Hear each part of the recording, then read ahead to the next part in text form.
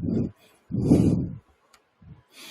to POSTCAST, where the Utah Jazz fall in game number 6 to the Denver Nuggets. Jamal Murray does it again, and the Jazz will face a game 7 on Tuesday. We're talking all about it coming up on POSTCAST.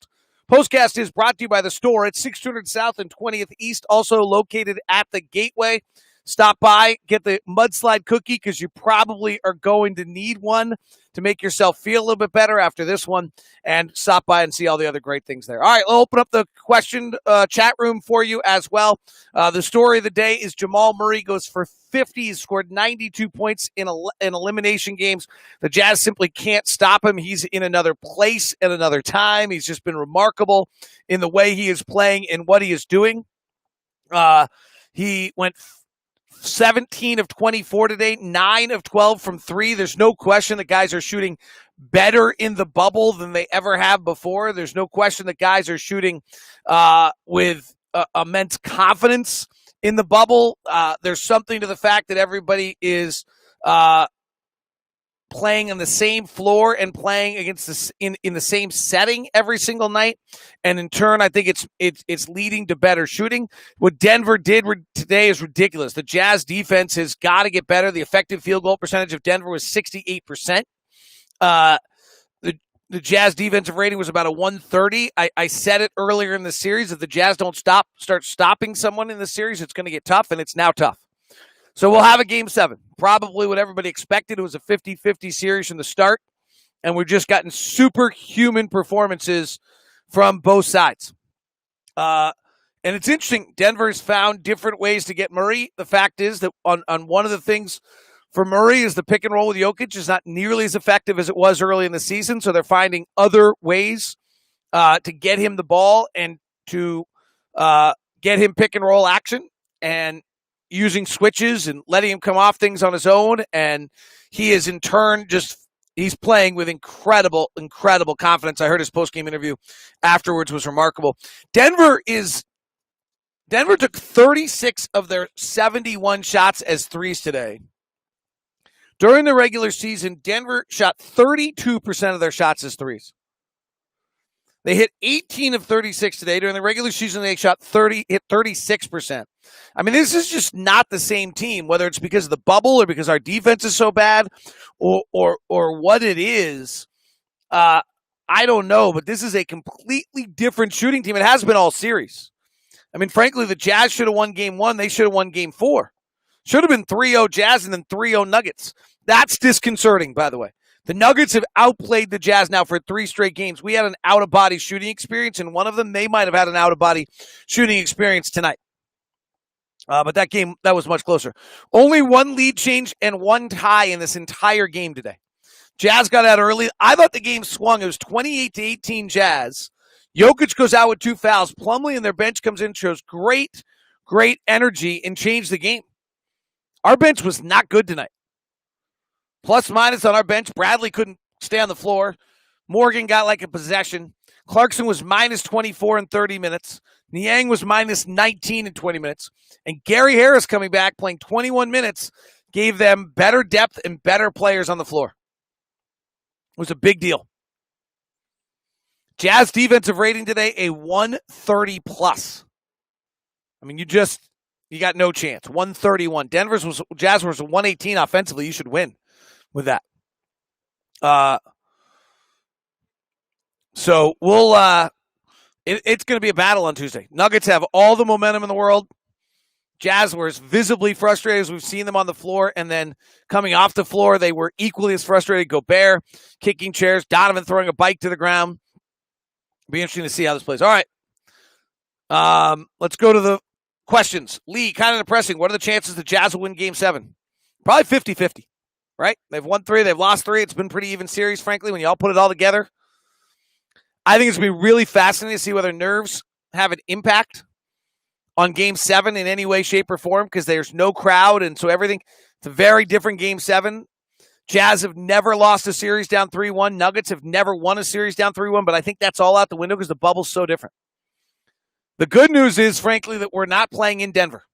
Huge advantage to the Jazz. Denver earned home court, and they don't get it. Well, here's the number one question. What do we need to do to at least slow down Murray in Game 7? We do not have anybody who can guard him. Like Royce can't guard him. Ingles can't guard him. Clarkson can't guard him. Donovan's probably done the best of anyone, but you don't want to do that to Donovan for 7 games. Rudy actually has probably done the best job of anything. Maybe be interesting to see whether or not the Jazz decide to switch 1 through 5. I mean, that, do you trap it? And then you got Jokic suddenly conducting out of the top on a 4-on-3 with his passing. Jokic's 9 assists is a bigger problem to me tonight, that suddenly he's now passing, getting everybody else involved. What adjustment is Quinn going to make on Murray for Game 7? Daniel, same question. I think you're going to have to, there's no one thing you can do to a guy who's that hot. You're going to have to alter the looks. You have to try to analyze, give him different approaches, and probably have to have a plan for the final 5 minutes you haven't shown at any other point. This is the stupidest comment I've seen all day. This will be one of the worst 3-1 chokes in NBA history. No. Unique environment, everything different. It'll be the first ever 3-1 loss in NBA history in the bubble. It will not be one of the worst chokes in NBA history. Come on. Silliness. Please change how we're guarding Murray. Are we going to throw a double team? So if you double team at 35 feet, which maybe we're going to have to do, but you're broken at that point. You're now playing 4-on-3 defense against NBA players. And so that, I think, is the bigger problem. I don't know that that's a viable answer. I think you're going to have to do it, but I don't think it's a viable answer. How did Joe Ingles go? Not very well. Joe Ingles tonight, 1 of 4. He was +4. No rebounds. That's actually the most disconcerting part about his game against a team that offensive rebounds tremendously. Luckily tonight they only had 22%, but no rebounds by Joe. 4 assists, no turnovers. We used him a lot early in the pick and rolls, trying to make Jamal Murray play some defense because they're hiding Murray on Joe, and then didn't stay with it. When Mike Conley's been on the floor coming into this game in this series, Joe Ingles was 2 of 7 shooting. In 70 minutes with Mike Conley on the floor, Joe Ingles is shooting 2 of 7. Now, here's the other part about it, though. Great. This is one of the things that drives me crazy about stuff. The team with Joe Ingles and Mike Conley on the floor together coming into this was shooting 55% from the field, 58% from the 3. So great. It might not be good for Joe, but then Joe better figure out a way to make it work. Because you can't alter what's working for a team just to get Joe Ingles involved. But when Mike Conley and Joe Ingles have been on the floor together going into this game, the offensive rating was a 128. So the fact that Joe seems to fade away and get disconnected from the game when does not have the ball in his hands to play pick and roll Joe is disconcerting. He's taken 7 shots in 70 minutes. When Joe Conley's off the floor, he's taken 33 in 96 minutes. He's 10 of 20. He's much better. The team's not as good. We need Joe to be like Bojan. Get out, run, get open threes early in the offense. That's the role he's got to play right now. Pick and roll Joe, who is very good, is not necessarily what the Jazz need right now. Because Mike Conley and Donovan Mitchell are killing it on the pick and roll. And so we ran a lot of pick and roll early and got him going a little bit. And the fact of the matter is, on the season, Donovan's our best pick and roll guy. 1.01 points per. Joe is second, and then Conley's right there with him, depending who he's running the pick and roll with. Donovan and Rudy have the best pick and roll on the team. But we've got Joe. Joe is vital to our success in Game 7. Joe did not have a very good playoff last year. He's having a good statistical playoff this year, but not we'll see. This seems a little harsh. Trail says Ingles and O'Neal don't have what it takes. It was fine the first 4 games of the series. I keep waiting for Denver to cool off. Grant was the difference tonight, though. Jason, I would agree 100%.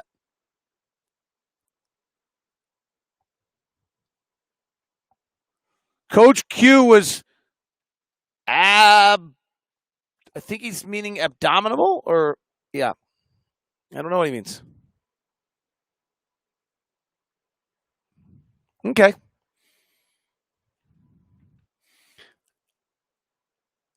I mean, everyone wants us to have double teamed. It's an easy answer. But I think you got to have it. It's hard to double team if Jokic is popping back. If they're running a guard on guard, maybe we should double team. But they're running the guard on guard issue to get certain matchups against our guys if we're switching them. I mean, interesting to go back. I've gone back and charted every single one of Murray's games. And right now he is playing,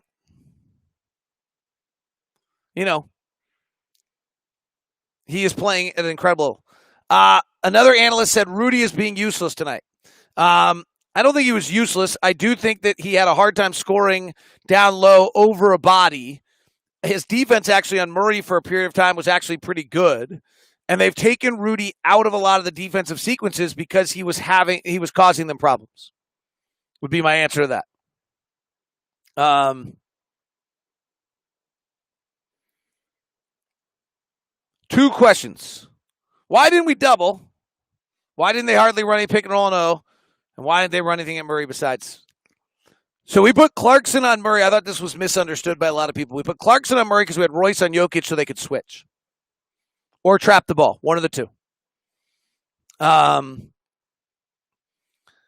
don't know what happened. I'm more concerned a little bit. We got very stagnant, very one-on-one offensively. We had some terrible offensive possessions. Conley threw a ball to Joe. Joe threw it back to Conley. Like, Joe's like, I don't want it. You can have it. Conley then shoots his terrible three.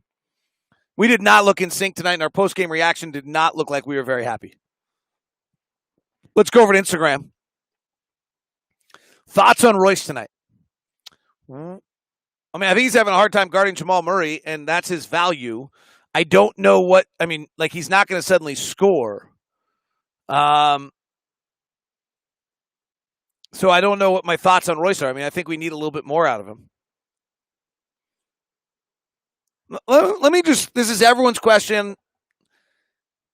So do we need to do something to Jamal Murray? Certainly. He scored 50, 42, and 50.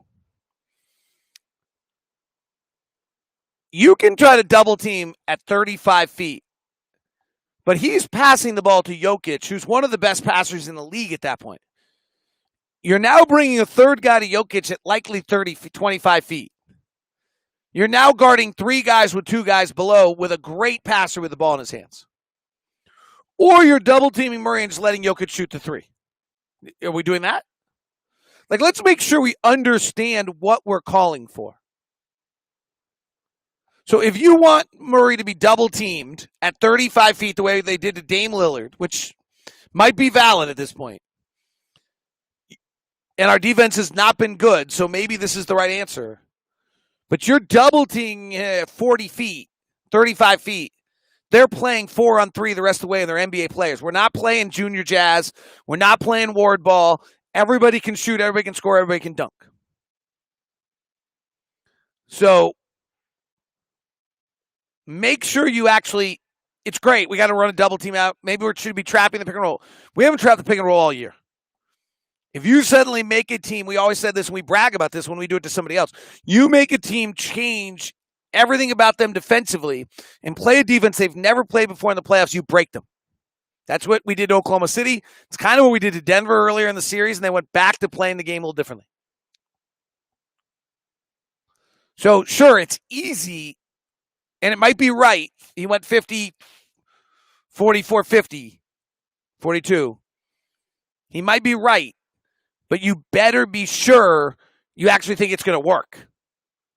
Because I don't actually think it's going to work. I actually don't fundamentally ever believe in double teaming the ball at 35, 40 feet. Maybe on a rare occasion, maybe late in a game, maybe in one possession at a time. You do it for more than one possession, people will kill you. Jazz need to be longer and more athletic. Defensively, we are not good in this series. And they're long. They felt really long today. Quinn did not appear to ignite the team like we needed. Yeah, I mean, I guess, we looked pretty ignited when we were up 28-18. I'm not sure with professional athletes if you're waiting for your coach to ignite them that you're not in trouble. Ryan Johnson, if we end up losing this game, that third quarter will haunt us for the entire offseason in Game 5. Yes, it will. Do we just want the ball out of Jamal's hands at all costs or dare Jokic to win it for them? Jokic Game 7 last year was pretty great.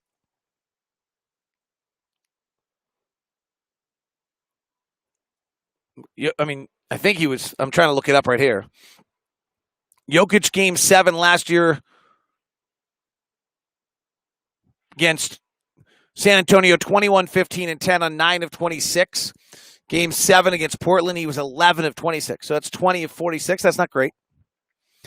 It's going to be so fascinating to see whether guys are nervous in Game 7. I think Nick actually sums it up. Just try something. Well, they actually tried a few different things. They did not double. And I think doubling is not a great approach. Let me see if there's any other questions. Let's go to Instagram, see what we can get. And then we'll. So there's something they're doing limiting our passing, a lot of ISO ball. Great question. So we were throwing 330 passes a game in the first 3 games. Then we went to 230. Then we went to like 280. And now we're stuck. First 4 games. We did. I'll be curious to see our passing number. I didn't feel like we swung the ball. We didn't get those moments. What they're doing is they're taking another guy on Rudy. So they've denied the Rudy roll's gone. They had 2 guys on the ball, which our guards are small at 6'1". They have a hard time getting the passing lanes. Conley's really having a hard time with that. And then they have one guy defending. One guy's hanging to the strong side on that corner. So there's 2 shooters on the other side. There's one defender. He's standing in between the 2. And he's just going to wherever the ball goes. And sometimes he guesses right and knocks it out. Sometimes he slides all the way over when he doesn't think the pass can get back. It's pretty good. I worry whether or not we have an answer to that. A lot of people saying Donovan needs some help. Agreed. Remember, Bojan Bogdanovic probably was a large part of that help. Gary Harris back for Denver was a big part of this game. Murray is shooting 70%. How can throwing a double team be worse than 70%? Jazz defensive rating was a 131 tonight. There's not a lot of things that can be worse than a 131. That right there is the best answer that we can give you on why you should double team Jamal Murray is because it can't get worse. It's not a great answer. Hate to say that. That's not a great answer. All right. Locked on Jazz for you tomorrow. Thanks for tuning into POSTCAST tonight. Appreciate it very much. Have a good night.